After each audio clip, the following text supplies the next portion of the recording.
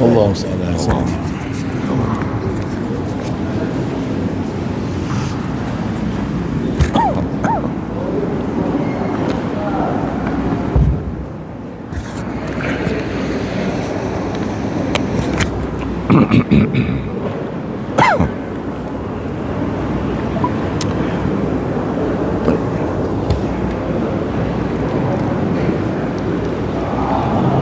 Bismillahirrahmanirrahim. Assalamualaikum warahmatullahi wabarakatuh.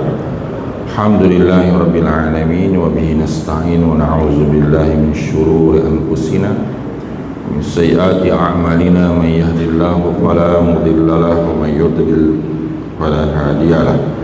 Allahumma shalli wa sallim wa barik ala Muhammad wa ala alihi wa ashabihi ajma'in.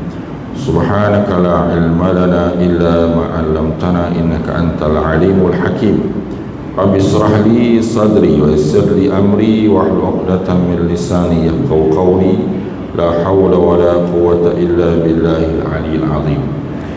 Alhamdulillah, syukur kepada Allah Subhanahu wa taala, kita menyambung kembali perbincangan untuk kita melihat pengajaran daripada ayat-ayat Allah Subhanahu wa taala dalam surah Maryam. Kita sampai kepada ayat 61 hingga 63. A'udzubillahi minasyaitonir rajim. Jannati adnin allati wa'ada ar-rahmanu 'ibadahu bil ghaib. Innahu kana wa'duhu ma'tiya. La yasma'una fiha lagwan illa salama. Wa lahum rizquhum fiha bukratan wa 'ashiyya. Tilkal jannatul lati nurithu min ibadina man kana taqiya. Sadaqallahu azim. Maksudnya itu surga ada yang telah dijanjikan oleh Tuhan yang Maha Pemurah kepada hamba-hambanya. Sekalipun surga itu tidak tampak, sesungguhnya janji Allah itu pasti akan ditepati. Mereka tidak mendengar perkataan yang tak berguna di dalam syurga kecuali ucapan salam. Bagi mereka rezeki di syurga tiap-tiap pagi dan petang. Itulah syurga yang akan kami wariskan kepada hamba-hamba kami yang selalu bertakwa.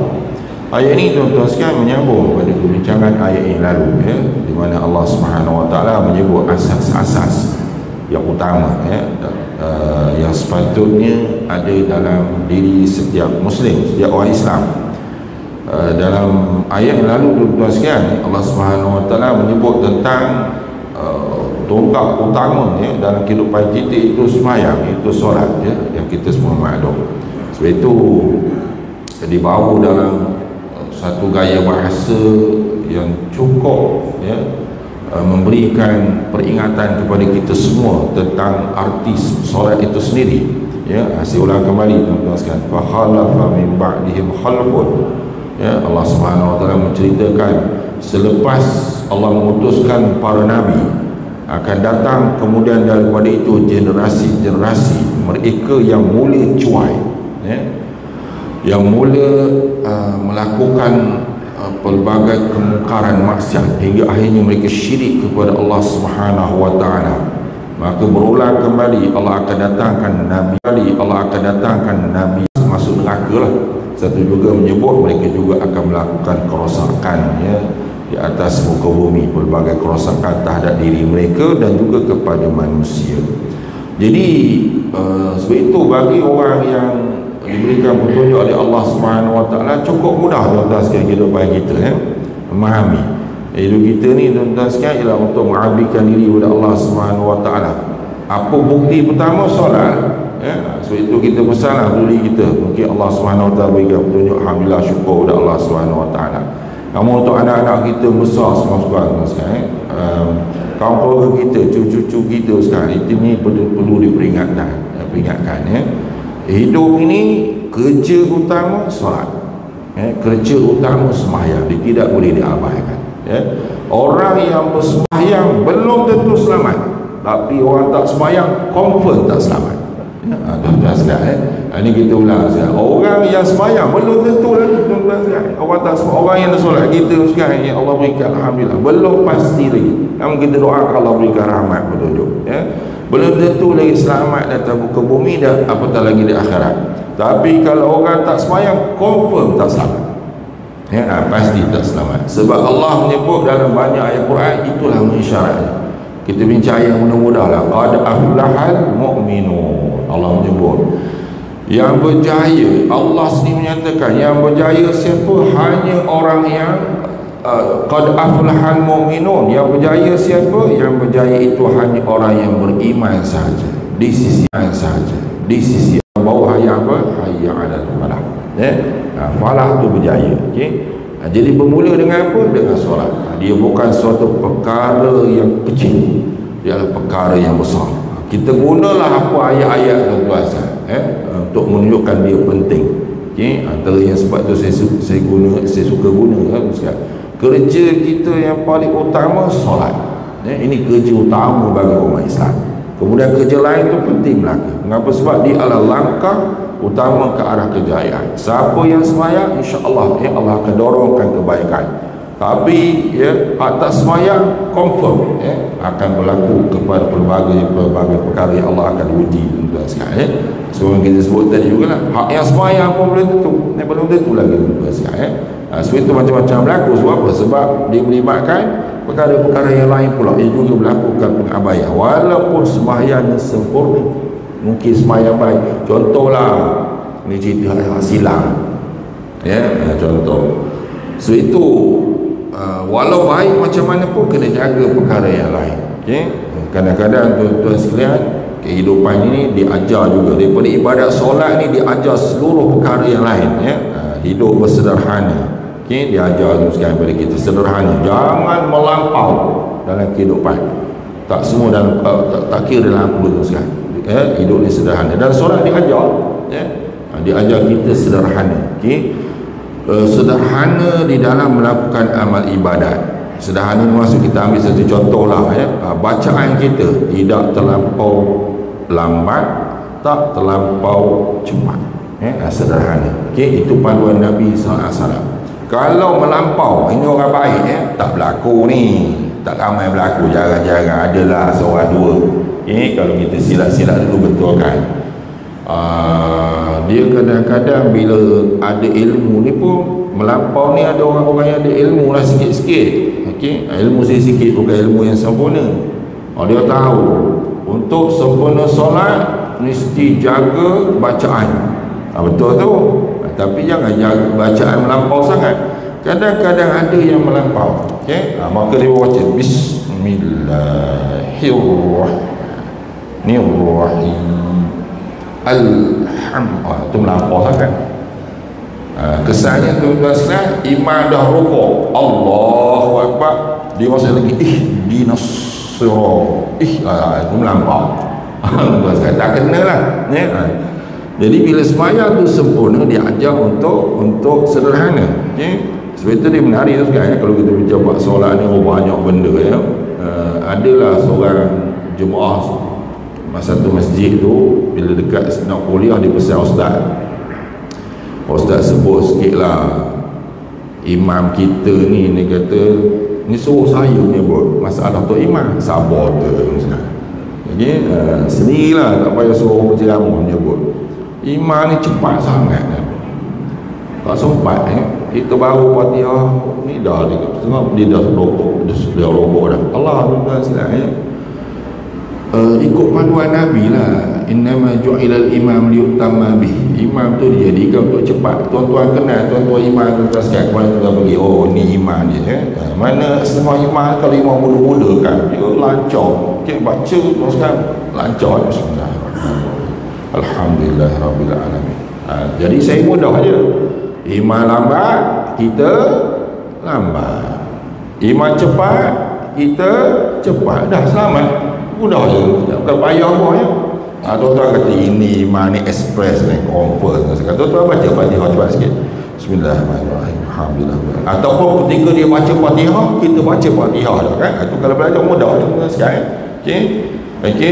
Dia pun rukuk, Allahu Akbar, kita pun Allahu Akbar, dia pun jadi lancar, subhanallah. Kita pun baru subhanallah, sami Allahu liman, jangan marah-marah, terus saja sami Allahu liman. Tak ada orang sama marah. Kita baru nak baca, dia pun Allahu Akbar, rukuk dah, sujud dah, sujud tu kan. barulah kita nak baca subhanallah Allah. Ini tak iman ni tak payah baca lah itu sekali. Atau tu ikut je, tak sama marah, tenang sekali. Cuma kalau rasa perlu nasihat, kita nasihatlah bagi kami ni tua-tua, lama lah sikit dah lah sekali. Tak ni berubah juga, tak sama marah. Lepas saja semayang, tuan-tuan semayang sunat, panjangkan sendiri Allahu Akbar, Bismillahirrahmanirrahim. Okey, biar orang balik semua semayang sunat tak habis lagi. Bukan payah sangat tuan-tuan. Saya dia ajar sederhana. Saya sebut sederhana sekarang mengapa sebab sebab ni kadang-kadang orang baik dia akan ada unsur-unsur melampau. Contohlah, kadang-kadang tuan-tuan sekarang kita ambil politik lah, politik ni sedap sikit, dia ada masa dia melampau. Saya tengok kadang-kadang melampau, melampau. Politik ni dia melibatkan orang baik-baik kan. Yang orang luar dia jarang cara dia tak amal, terutama orang masjid lah boleh pergi naik tapi jangan melampau, jangan melampau.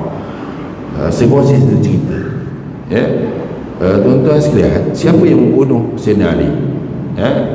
Abdul Rahman Ibnu Muljam.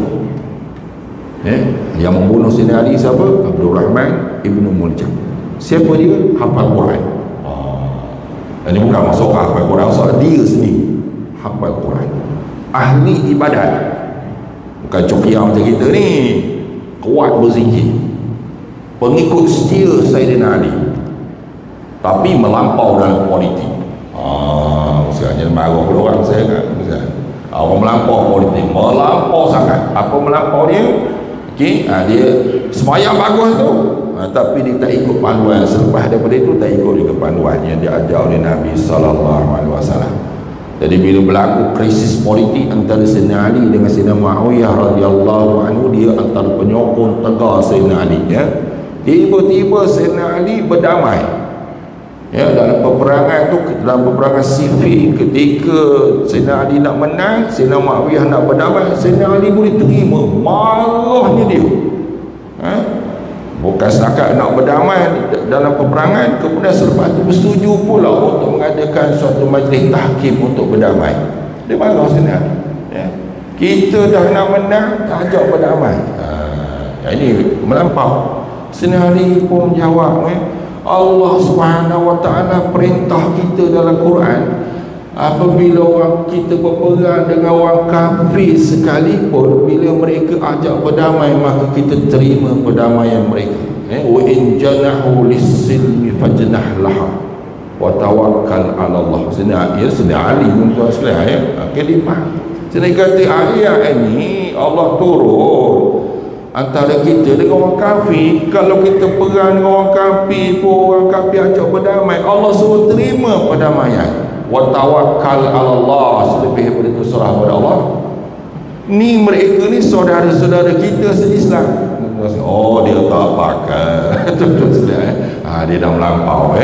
Akhirnya dia pun mengambil keputusan bersama dengan geng-geng dia. Dia pun kata Sayyidina Ali ni telah melakukan kerosakan terhadap umat Islam. Dia buat keputusan sendiri. Dan Sayyidina Ali telah tidak berpegang kepada kitab Allah.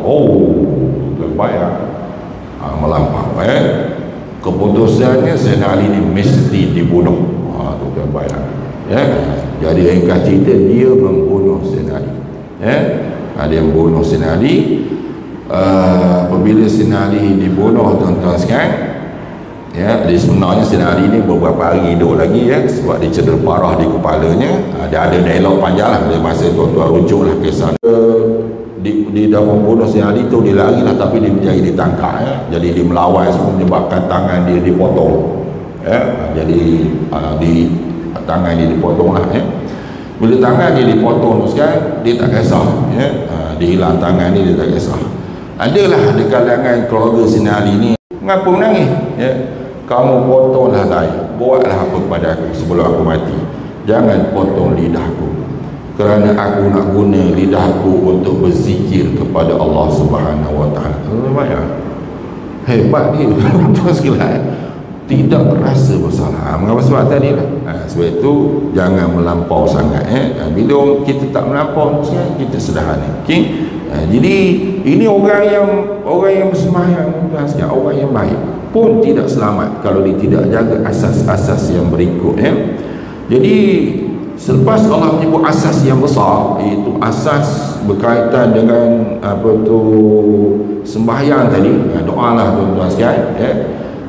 Agar Allah berikan, ya, kekuatan kepada kita semua, untuk diri kita sendiri, dan berpesan-pesan, ya, pada orang dekat dengan kita sekurang-kurangnya. Sebab itu saya buat jemaah tabligh tuan sekalian, saya memang setuju sangat, ya. Jemaah tabligh tuan sekalian ni sumbangan besar dia, mengajar orang sembahyang, sumbangan besar, ya. Itu kemampuan yang ada pada dia, skill yang ada, kemahiran yang ada pada dia. Okey, soal mungkin ada setengah orang tak setuju, tu cerita lain lah, ya. Kita teruskan jangan tak setuju semua benda. Ada yang baik kita setuju tuan sekalian, dia nak datang ke masjid kita dan sebagainya, teruskan dah, ya. Bagi ruang pada dia untuk memberi sumbangan, ya. Mungkin kita tak mampu dalam bab semua itu sekalian, ya. Dan dia mampu sekalian untuk sedia panas telinga tuan sekalian, orang kata dia tak kisah, ya. Dia pergi kubur orang macam-macam, orang kata sekalian, dia tak kisah. Itu sumbangan dia dalam bab ni tuan sekalian, ya. Walaupun ada seorang beremeh, asis maya dia, benda lain dah tuan sekalian, itu kemampuan yang ada, ya. Ini merupakan salah satu sumbangan besar mereka. Jadi selepas Allah sebut tentang sembahyang, Allah sebut, ya, satu lagi perkara asas yang disebut dalam ayat ini, ya. Ini pun perkara yang kita maklum belaka. Allah menyebut dalam ayat sebelum ni, generasi yang cuai sembahyang tadi, adhabu solat, cuai sembahyang. Bila cuai sembahyang, mereka akan mengikut hawa nafsu, dan seterusnya terjerumus dalam binasa, illa man taba, ya. Kecuali orang-orang yang bertaubat, dan lalu Allah menyebut mereka masuk dalam syurga. Dalam ayat ini Allah sifatkan syurga, ya. Syurga itu, ya, surga yang dijanjikan oleh Allah Subhanahu Wa Taala kepada hamba-hambanya dalam keadaan mereka tak nampak. Okay. Ini cerita pasal surga yang kita semua maklum. Kita maklum tuan-tuan sekalian, Allah sebut dalam Quran cukup banyak tentang surga dan neraka. Tujuannya untuk motivasi, ya, keinginan kita untuk mendapat syurga Allah Subhanahu Wa Taala. Jadi dia merupakan salah satu daripada perkara asas yang Nabi didik pada para sahabat, iaitu keinginan masuk surga Allah. Tuan-tuan, sahabat ni pelik ialah yang mendidiknya Rasulullah SAW, ya. Dalam diri mereka tertanam nak masuk surga, objektif kalau bahasa ni orang kata, hidup dia jelas. Kamu hidup apa? Nak surga. Hak lain tu remeh, perkara kecil. Dunia mereka kecil, ya, perkara kecil. Sebab itu mereka hilang, dapat dunia pun dia tak kisah, syukur pada Allah. Hilang pun dia tak kisah, ya. Dia bukan macam kita, dapat syukur, hilang tak menung. Ngapa tu haji hilang? Ni masalah apa? Kena tipu ni, hilang duit, ya, 1,500, ya. Baru 1,500, 100,000 mostro. Jadi tak, saya tak kata orang lain, saya pun sama tuan sekalian, ya. Allah tuan sekalian, sungguh macam nak benda tuan sekalian, hilang. Itu hilang kena tipu tuan sekalian, ya. Kalau orang minta pun tuan sekalian pun sama. Sebab itu kita betul dan baiki pelan-pelan. Saya pun sama tuan sekalian, ya. Dunia ni jangan letak sangat di hati, ya. Dan tuan-tuan bawa hebat belaka, sifat pemurah ni baik, ya. Hilang sikit-sikit tu tak apa, ya. Kadang-kadang Allah uji tuan-tuan sekalian, Allah uji. Dia bukan hilang pun, hilang lah juga, ya. Allah uji mungkin melalui saudara-saudara mara kita, keluarga kita yang nak pinjam, ya. Tuan-tuan pun dah, kalau orang datang nak pinjam, tengok hati. Kalau hati berdebar, ada masalah. Tuan-tuan sekalian, okay, kita tengok saudara kita ni, ini memang kaki butang, bayar-bayar, ya. Tak pernah datang, tiba-tiba datang. Tu menor tuan-tuan sekalian, okay. Saya minggu lepas sekarang bersama Allah uji ni. Jadi ada seorang tu, saudara lah tuan-tuan sekalian, ya. Jarang menelpon, tiba-tiba menelpon, berdebar lah, sudahlah khabar tuan-tuan sekalian, apa ke benda menelpon. Halo, Assalamualaikum, nak cerita ada orang meninggal dunia. Oh, lega. Sebab kita ni tuan-tuan sekalian malu lah, ya. Berdebar selalu, okay. Jadi lemah tu kan, okay. Ada masa baikilah, ya. Bila datang ni tak ni haji, ada masalah sikit, sesak anak, okay, baru SPM nak universiti ni, tak cukup tu duit. Saudara rasa berdebar tu masalah. Oh gitu, ya. Terus jawab, Okay, berapa awak nak? Oh, hebat. Terus berapa awak nak? Tak ada bantu ni benda pahala, mudah masuk surga. Hebat sekali. Sikit je tak banyak nak 1,000 3,000. Okay, contoh 1,500 ni hutang, 1,500 lagi tu sedekah. Tak percaya tuan-tuan sekalian, ya. Lain kali boleh datang, ya tak payahlah, cukup dah tahun ni sudah lah. Okey. Jadi mereka ni tuan-tuan sekalian, para sahabat ni tuan-tuan sekalian dapat syukur, ya. Tak dapat dia hilang, dia tak kisah, tak masuk dalam pemikiran mereka. Itulah hebatnya. Sila kongsi tuan-tuan sekalian, ini yang daripada mereka, ya. Doalah Allah berikan kekuatan. Sebab apa? Ialah yang mendidik mereka Nabi. Hidup mereka jelas nak masuk surga. Saya kongsi tuan-tuan sekalian, kisah saya cukup masyhur lah. Okay, biasa dengar, kalau lupa kita ulang balik. Tuan-tuan buka hadis 40, ya. Sekarang ni kerajaan kita tuan-tuan sekalian, dia buat baik, kita puji lah, ya. Dia ada program menghayati hadis 40 di sekolah-sekolah, universiti, jabatan kerajaan dan seumpama. Tuan-tuan buka hadis yang ke-29, ya. Ini panjang, saya cuma nak ringkaskan sajalah, ya. Seorang sahabat yang bernama Muaz bin Jabal, dia tanya Nabi, ya. Dia kata, ya Rasulullah, hal tadulluni ala a'malin yudkhiluni jannah. Tuan-tuan, ya. Wahai Rasulullah, tunjukkan kepadaku amalan-amalan yang boleh menyebabkan aku masuk syurga. Itu mereka, ya. Hari itu panjang, Nabi pun beri panduan kepada dia. Cuma saya nak kongsi ini pemikiran yang ada pada mereka, ya. Jumpa Nabi, minta apa amalan masuk surga, ya. Apa amalan yang menyebabkan mereka selamat daripada api neraka, ya. Mereka cukup mohon daripada Nabi SAW, minta daripada Nabi agar Nabi beri panduan. Dan bila Nabi beri panduan, Allah SWT mereka melakukannya, ya. Ini kesungguhan yang ada pada mereka, ya. Ada satu hari tuan-tuan sekalian, para sahabat duduk bersama dengan Nabi SAW, ya. Nabi pun kata, ya, akan masuk seorang ahli syurga. Masuk, kemudian hari besok Nabi sebut lagi, akan masuk seorang ahli surga. Masih dia lagi tuan-tuan sekalian. Kemudian hari ketiga Nabi kata akan masuk seorang ahli surga. Masih dia lagi, ya. Jadi Abdullah ibn Umar, seorang sahabat Nabi sekalian, masyhur lah nasi rumah dia ni tuan-tuan sekalian. Bila dia tahu dia hebat kan, kita malu dia ni hebat. Salah seorang ulama besar di kalangan sahabat, anak Sayyidina Umar pula tu, dia ni hebat. Dia pun pergi jumpa sahabat, dia kata, wahai sahabat, izinkan aku untuk menjadi tetamu kamu. Tuan-tuan sekalian, selama 3 hari. Sahabat kata, jom. Okey. Jadi bawa rumah, jadi tetamu selama 3 hari. Duduklah tuan-tuan sekalian, ya. Habis hari ketiga, ya, dia berkata, sebenarnya aku duduk jadi tetamu kamu ada tujuan, kerana Nabi telah menyebut kamu sebagai ahli syurga. Tapi aku pelik lah, aku duduk sama kamu, aku tak ada apa benda hebat kamu buat, biasa-biasa je. Tak ada lah benda pelik-pelik pun, ya. Biasa-biasa. Semayang malam biasa, tidaklah benda yang cukup luar biasa hebat, ya. Jadi tolong beri kepadaku satu rahsia, apakah yang menyebabkan kau masuk syurga? Dia pun terkejut sekali sebab Nabi kata dia ahli syurga. Dia pun fikir, dia kata, aku pun tak tahulah mana satu, kalaupun ada mungkin satu, ya. Dia kata, ya, kerana aku dalam hidupku aku tidak pernah membenci sesiapa pun. Kata hidupku aku tak pernah benci pada siapa, aku suka semua orang. Sebab apa tu sekalian? Apa faedah kita benci manusia? Kalau dia ahli syurga, rugi kita benci ahli syurga. Kalau dia ahli neraka, lagi tak ada faedah kita benci, ya. Padan dengan dia masuk neraka sudahlah. Hebat, ya, hebat. Okey. Saya kongsi seorang lagi tuan-tuan sekalian, ya. Ini selepas Rasulullah wafat, tapi berlaku pun zaman Nabi lah, ya. Selepas Rasulullah wafat tuan-tuan sekalian, Ibnu Abbas, salah seorang sahabat yang besar nama dia Abdullah bin Abbas, sepupu Rasulullah SAW, dia duduk juga bersama dengan para sahabat dia.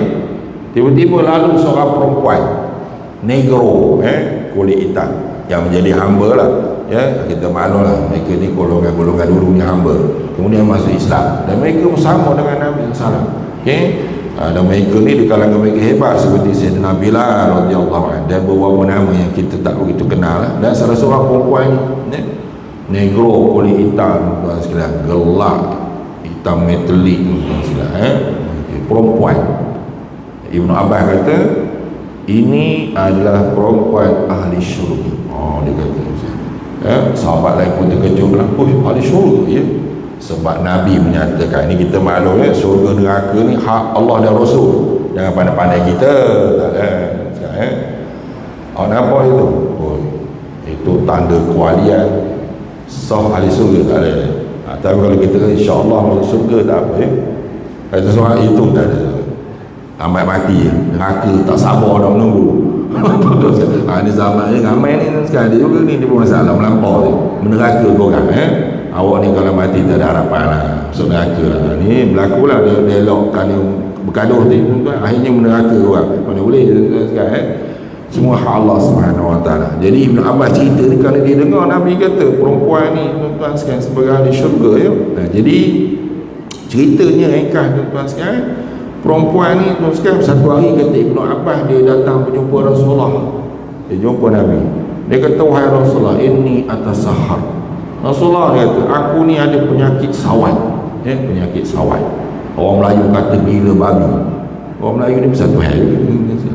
Ada kebiasaan apa penyakit marah babi. Sekarang popular ke babi tuan sekalian. Sebenarnya sawat kita tak guna dah rasanya. Ini generasi dulu digunakan nama penyakit tu gila babi. Sial ke babi, awak sakit kena kekoi tak ada kena benda. Dia penyakit tu sawat. Dia salah satu penyakit lah, tapi melibatkan masalah berkaitan dengan juga ingat dan lupa ketika itu mulut berbuih dan sebagainya, itu kita maklum lah. Jadi dia pun jumpa Nabi. Mereka cerita dia minta Nabi doakan dia supaya dia sembuh. Minta supaya sembuh ni sakit minta sembuh. Nabi ni kita maklum kalau Nabi doa maka doa mustajab, akan sembuh. Ramai sahabat-sahabat yang Nabi doakan ikut Nabi lah. Ada setengah Nabi doakan dia sembuh, ada setengahnya Nabi biasa je doa umum begitu saja tuan-tuan sekalian. Jadi Nabi pun kata pada dia, in syi'ti da'utu laki. Kalau kamu nak aku doakan kamu akan sembuh. Wa in syi'ti sabarti walakin jannah. Tapi kalau kamu nak, kalau kamu sabar tahan sakit ni, kamu akan masuk surga. Nabi suruh dia, kalau kamu tahan sakit ni, aku tak doakan kamu tahan ni untuk menghadapi penyakit ni dan sabar dalam menahan penyakit ni, kamu akan masuk syurga. Perempuan ni tuan-tuan sekalian, ini saya cerita generasi sahabat, bila dia dengar tahan sakit ni syurga, terus dia kata wahai Rasulullah, inni asbur, aku akan sabar, tak payahlah doa. Hebat hebat kalau kita tak apalah Rasulullah, banyak lagi cara nak masuk surga, doa lah kau tak tahan tu sakit ni. Tuan-tuan senang bukan senang tahan sakit. Saya rasa tuan-tuan maklum saya 2 hari lepas tiba-tiba tak rasa sakit gigi tuan-tuan sekalian dan tak dan pun sekalian, dan 3 jam 4 jam je. Lepas tu terus jumpa doktor minta ubat. Sejak tu hilang alhamdulillah. Tuan-tuan sekalian, bukan senang untuk tahan sakit tuan-tuan sekalian. Jadi saya kongsikan tadi bagaimana inilah jiwa mereka. Hatta perkara seumpama ini bila mereka disebut saja tentang syurga, mereka tamak untuk melakukannya. Jadi ayat ini tuan-tuan sekalian, ayat ke-61, 60, 63 kita baca tadi, Allah menyebut tentang sifat surga. Dan bila Allah sebut tentang sifat surga, menyebabkan mereka cukup gembira, tamak disebut surga ni adalah satu perkara yang Allah janjikan, dan di dalam surga tu tidak dengar benda sia-sia. Ini kita semua maklum lah nikmat surga. Semoga kita di kalangan mereka dan semua benda-benda baik berlaku. Dan di situ juga hamba-hamba Allah Subhanahu Wa Taala yang Allah warisi pada mereka surga ini adalah mereka di kalangan orang-orang yang bertakwa kepada Allah. Semua kita di kalangan mereka. So itu sama-sama lah kita ambil tuan-tuan sekalian. Amalan yang dipesan oleh Nabi SAW pada kita, selalu minta syurga minta syurga. Okay, lebih terserah pada Allah. Setengah ulama menyebut antara tanda ahli syurga ialah dia minta syurga. Minta je, bukan payah sangat kan. Nabi kata wa iza sa'alta fas'al jannah, ya. Bila kamu nak minta surga, dan bila kamu minta surga, Nabi ajar tu minta surga Firdaus, minta tinggi sekali. Sampai setara tu Nabi ajar kita padan lah mana-mana surga sudahlah, kau tahu tak yang penting surga kita, tapi Nabi dah sampai ajar kalau minta surga Firdaus, ya. Dan sebenarnya kita lakukan belaka sama ada kita sedar ataupun tidak sedar, ya. Antaranya Allah yang kita biasa sebut lah, Allahumma ajirni minan nar, sehingga akhir utama ujung tu kita mohon masuk surga, ya. Ataupun doa lain Nabi ajar dengan dia, Allahumma inni as'alukal jannah, ya. Jadi semoga Allah Subhanahu Wa Taala menjadikan kita semua di kalangan ahli syurganya dan diampunkan segala dosa-dosa kita. Wallahu a'lam. Assalamualaikum warahmatullahi wabarakatuh.